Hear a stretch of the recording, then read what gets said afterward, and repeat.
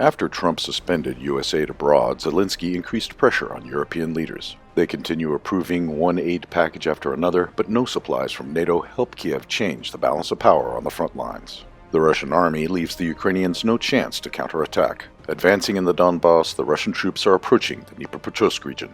The residents in the border areas complain that artillery strikes are already heard in the region.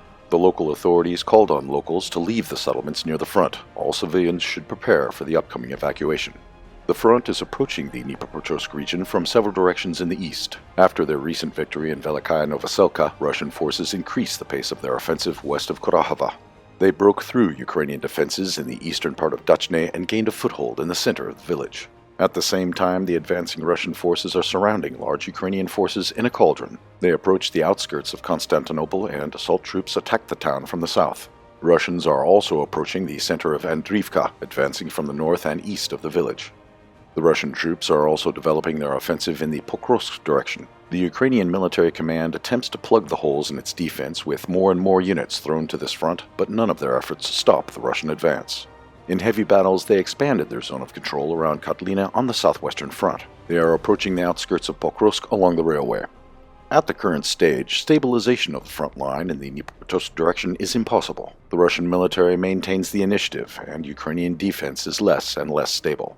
But Western warmongers continue donations in an attempt to maintain at least some capacity of the corps of the Ukrainian army.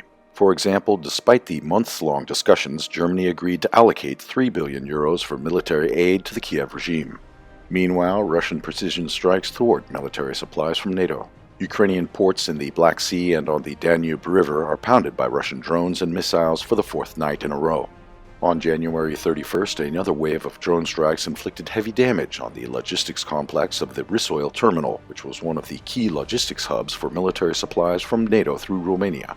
Another large logistics depot hidden in civilian infrastructure was destroyed in the Kiev region. Ammunition, weapons, engineering, and military equipment for units on the eastern and southern front lines were destroyed.